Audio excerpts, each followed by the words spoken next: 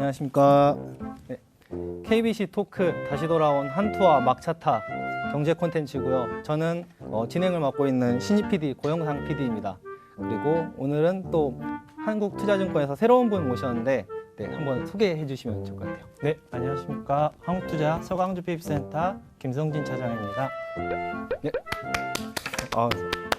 제가 저번에 이제 최시영 차장님한테 미국 주식 얘기를 한번 배우긴 했었어요. 네. 근데 이제 어떤 걸 하면 좋다라는 걸 간략히 얘기했었는데 이번 주 주식 시황 이런 걸 분석을 해주신다면은 이번 주는 좀 어땠는지 알려주시면 좋을 것 같습니다. 지금 주식을 하고 계시는 분들은 다 이해를 하겠지만 국내 요인과 해외 요인으로 이제 나눠서 설명을 먼저 한번 드려볼게요. 네, 국내외. 수요일 날 대통령 선거가 있었습니다. 그렇죠. 최근에 있었죠. 그리고 이제 3월, 6월, 9월, 12월 달에 있는 이벤트 선물 옵션 동시 만기일이라는 어떤 이벤트 데이가 어제가 있었어요. 네. 선물 옵션. 네. 예, 어렵죠. 네, 약간 굉장히 어려운데요. 예, 주식을 처음 시작하신 분들한테는 참 어려운 단어인데 네. 주식을 하기 위해서는 이런 어떤 이벤트에 대해서도 많이 알고 있어야 네. 대처가 가능하거든요. 네네. 그래서 이걸로 인한 영향이 어떤 건가 정도까지는 추후에 공부를 해놔야 네네. 주식을 하는 입장에서는 좀 혜택을 받지 않을까. 좀 대처가 가능한. 그렇죠. 네. 또 해외 요인으로 보면은 음. 지금 아직까지 그 우크라이나와 러시아의 그 전쟁이 계속 유지가 되고 있고 미국의 금리 인상이라는 어떤 화두가 계속 이어지고 있는 어떤 진행형의 상황이 벌어지고 있습니다. 네. 네. 이런 게 주식에 뭐 어떻게 영향을 미치는 건가요, 그러면? 여러 가지 영향은 있을 수가 있는데요. 일단 뭐 영향을 답부터 먼저 가기 전에 이 배경. 사건이 왜 일어났는지 역사적 배경을 간단하게 설명을 한번 해드리겠습니다. 네네. 이번 사건의 시작은 이 2014년 러시아 크림반도의 침공. 네. 이게 핵심이 되는 거고요. 네네. 나토 가입 추진이라는 그 악재를 하나 두게 되는 거죠. 네. 네. 러시아 입장에서는 침공을 할 수 있는 빌미를 제공한 거죠. 이 상황이 발생을 했는데 주변의 여건들이 지금 계속 이야기가 나오고 있어요. 네. 러시아, 중국, 미국, EU 이 국가들이 기초로 해서 심지어 요즘에는 사우디라는 나라가 최근에 등장을 했어요. 네. 사우디 하면 오펙 수장이잖아요. 네. 네. 예전 같았으면 미국이 국가가 많이 올라갔기 때문에 네. 그러면 좀 산출량 좀 늘려라 라고 네. 했을 때 오펙 그냥 사우디 같은 경우에는 네 형님 늘릴게요. 이렇게 일사천리로 딱 해결이 됐었거든요. 둘이 친하네요, 미국이랑. 그렇죠. 근데 이번에 뭐라고 했냐? 네. 한번 생각해 볼게요. 사우디도 느낀 거죠. 지금 분위기에서 내가 좀 목소리를 내도 된다라는 거. 산유국 내에서 내가 좀 일이라는 거를 드러내고 싶은 거죠. 얘도 약간은 좀 기회를 잡은 기회를 거죠. 잡은 건데. 네. 네. 그래서 각자 다 자기 목소리를 지금 내고 있는 거고. 네. 그래서 이걸 다 정리를 해보면 네. 현재의 상황은 이해관계에 의한 에너지 전쟁이자 네. 경제 패권 전쟁이다. 실질적인 군사 전쟁이 아닌 네. 그걸로 정리하면 딱 맞을 것 같아요. 항상 주식시장은 참 다이나믹한 게 뭐냐면 어떤 사건이 발생을 하면 그거를 호재로 받아들이는 게 있고 그걸 악재로 받아들이는 게 있어요. 호재가 되는 업종을 말씀드리면 네. 러시아에서 유럽으로 천연가스를 수출을 하는데 네. 파이프관을 이용했었어요.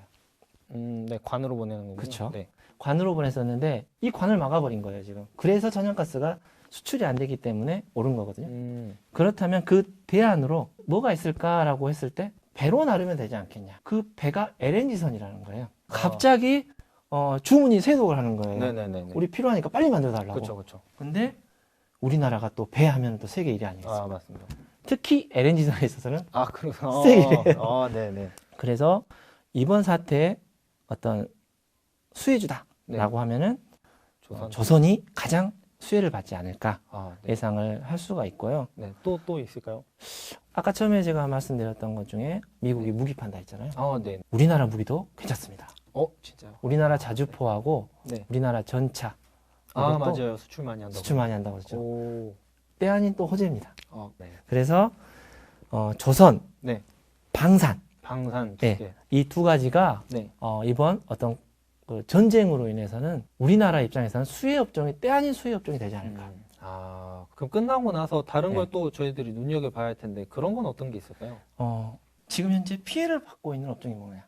그렇죠. 거꾸로 생각하면. 그렇죠. 역발상을 했을 때 지금 가장 피해를 받고 있는 게 자동차, 반도체. 현대차, 기아차가 네. 러시아에 공장이 있어요. 아, 맞아요. 여행 가는데 많이 타더라고요. 네, 그러다 보니까 지금 가장 그 피해를 보고 있는 회사예요. 그러다 보니까 가격은 가장 싸겠죠. 아, 그렇죠. 많이 그렇죠? 낮아졌겠네요. 또 하나는 그 러시아에서 이번에 그 반도체를 만드는 어떤 부품이나 그런 부분들이 있는데 네. 수입이 안 돼요. 그러다 보니까 반도체 업종에 있어서 약간의 지금 약세가 오고 있어요. 안 좋은 영향을 받고. 그렇죠. 네. 그러다 보니까 삼성전자를 필두로 한 네. 하이닉스 네. 같은 경우가 업황은 좋은데 네. 앞으로 어떻게 될지 모르겠다라는 불확실성 때문에 주가가 떨어지고 있어요. 지금 이 언저리 부분이 어떻게 보면 삼성전자를 추가로 더 살 수 있는 기회가 되지 않을까? 아, 그것도 그럼 전 국민이 이건 다 지켜봐야 되는 거네요? 그렇죠. 7만 원 깨졌잖아요. 네, 맞아요. 그 얘기 들었어요. 오늘 왔다 갔다 또 했거든요. 네. 이 언저리에 사면 우리가 8만 원까지는 안 가더라도 네. 본전에서 나올 수 있는 아, 어떤 전략을 세웠을 때 그럼 70층 쪽 사는 사람들은 구출이 가능한가요?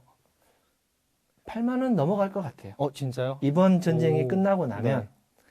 넘어갈 거는 같은데 네네. 지금 사야 그렇죠. 수익이 더 많이 넘어가죠. 나겠죠? 아, 그리고 지금 현재 전쟁으로 인해서 유가가 많이 올랐잖아요. 네, 맞습니다. 그러면 화학주가 유가의 피해주예요.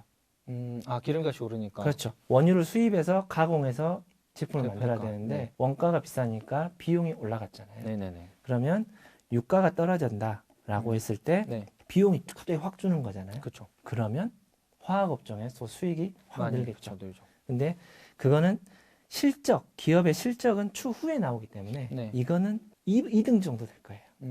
그렇군요. 1등으로 올라가기보다는 네. 확인하고 올라간 모습이 나올 것 네, 같으니까 알겠습니다. 순차적으로 네. IT 반도체, 자동차가 먼저 가고 네. 거기서 좀 올라갈 때 수익 나고 네. 화학을 봐도 음, 순차적으로 또 괜찮지 않을까. 순서상 그렇게 밟고 가라. 그렇죠, 그렇죠. 스텝 바이 스텝. 이 세 업종이 가장 추후에 네. 효과가 있지 않을까. 네, 알겠습니다. 개인적인 생각입니다. 네, 알겠습니다. 이 개인적인 생각이라는 거 잘 염두하시고. 네.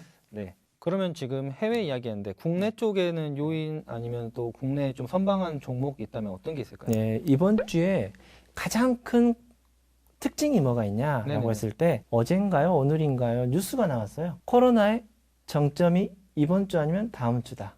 피크가 정해졌다는 것은 하락으로 간다는 거잖아요. 그렇죠. 그렇다면 이제는 리오프닝이라는 정책을 펴겠다. 그 네. 뉴스를 내기 위해서 그 뉴스를 먼저 낸 거예요. 아, 그렇군요. 네네네. 코로나에 대한 염려 줄어드니까 염려하지 말고 네. 놀러 가라. 아, 네. 제가 이런 표현 하면 좀 밑밥. 그렇죠. 네. 밑밥을 네. 딱 깔아 놓는 네. 거죠. 네. 그러면 리오프닝 관련돼서는 뭐가 있을까라고 했을 때 여행 관련주, 여행, 항공 관련주, 항공. 그리고 공연이 시작되겠죠. 아, 그쪽 공연도 있죠. 다음에 엔터주. 엔터까지. 근데 약간 아까도 말씀드린 1등이 있고 2등이 있어요. 여행 관련주 중에서는 네. 티켓팅 하는 업체들, 바로 매출로 쏴지는 업체들이 있고, 네네네. 그리고 항공주 같은 경우는 여행 수요가 늘어서 실적은 늘겠지만 유가가 아직 고유가잖아요. 비용은 아직은 좀 많은. 그렇죠. 아. 그럼 실적에 있어서 약간 유가가 떨어져야 실질적인 실적이 잡힐 거예요. 네. 그러면 좀 기다려. 가장 먼저 간 거는 네. 티켓팅하는 업적이 먼저 가고 네. 그 다음에 이제 항공. 항공이 가겠죠. 아, 엔터와 여행 관련된 에서는 그쪽이 1번, 그리고 1번, 항공은 2번. 2번. 아, 그리고 여행이 풀린다. 네. 오늘 뉴스에 그러고 보니까 나온 것 같아요. 외국인들 들어왔을 때 네. 격리 기간을 풀겠다. 아, 네네네. 그 뉴스가 나온 것 같아요. 그 뉴스를 보고 느끼는 거, 그러면 외국인들 들어와서 어디 가겠어요? 이제 뭐 국내 서울 이렇게 네. 경복궁 외국인들은 이제 어디 가나요? 이거 하러 가죠. 아, 그래요? 아, 저것도 하나. 또 있군요. 저도. 그러면 카지노 이전 쪽 네네네. 업체들도 먼저 가지 않을까. 그리고 이제 선거가 있었어요. 선거가 맞아요. 있었기 선거가 때문에 선거 전과 후는 다른 세상이 된 거죠. 맞아요. 특히 이번 같은 경우는 정권이 바뀌었기 때문에 그렇죠. 정책 자체가 완전히 달라질 수가 있어요. 그래서 그 공약들 중에서도 특히 다른 게 뭔가 있냐라고 네. 찾아봤더니 건설하고 플랫폼 기업 이 두 핵심 단어가 있더라고요. 건설 같은 경우는 규제, 네. 제한, 철폐. 그러면 부동산이 확 뜨겠죠. 그렇죠. 플랫폼 기업으로 대표되는 게 카카오와 네이버가 있어요. 카카오 같은 경우는 뭐 욕을 먹었던 게 문어발식 상장. 근데 그걸 풀어주겠대요. 그거 풀어준다고요? 네. 아, 해도 된다고 그거를? 그렇죠, 그렇죠. 아, 그러면 카카오도 꽤 괜찮죠? 그러네요. 그거 가능하게 하면. 네. 그래서 건설, 플랫폼 이 두 가지가 이슈가 되니까 그런 업종들이 좀 괜찮지 않을까. 이런 여건들의 상황을 총 이렇게 종합을 해보면 네. 국내 증시 같은 경우는 박스권이라고 그러죠. 이 상황에서 크게 좋아지지도 않고 네. 크게 나빠지지도 않을 것 같아요. 아, 그 안에서 호재인 업황이 있고 네. 악재인 업황이 있기 때문에 네. 지수는 플랫하게 이렇게 쭉 가는데 네. 좋은 놈은 좋고 네. 나쁜 놈은 안 안 좋다. 그러면 이제 앞으로 우리 주린이들이 단기간이든 장기간이든 가장 핵심적인 단어들이 뭘까? 앞으로 나올 네. 국내 정책적인 면을 본다라고 하면 에너지, 에너지, 플랫폼, 플랫폼, 건설, 건설, 리오프닝, 리오프닝, 방산. 방산. 이 5가지 키워드가 네. 앞으로 5년간 꾸준하게 네. 나올 단어들이 아닐까. 그 단어들에 대한 연결된 회사들, 연결된 기업들을 추적하면서 이 키워드 안에 들어가 있으면 네. 손실보다는 이익 볼 수 있는 확률이 높지 않을까. 알겠습니다. 네. 오늘 분석 뭔가 이런 얘기 같이 하면서 네. 주식 되게 잘하려면은 넓게 보고 네. 깊게 볼 줄 아는 그런 능력이 되게 필요한 것 같아요. 네. 차장님한테 되게 오늘 많이 배웠는데 네. 진짜 오늘 말씀 감사드리고 네. 이번 한투아 막차타 주식 뭔가 시황 분석하는 거는 네. 오늘 여기로 마치겠습니다. 예. 감사합니다. 감사합니다. 네.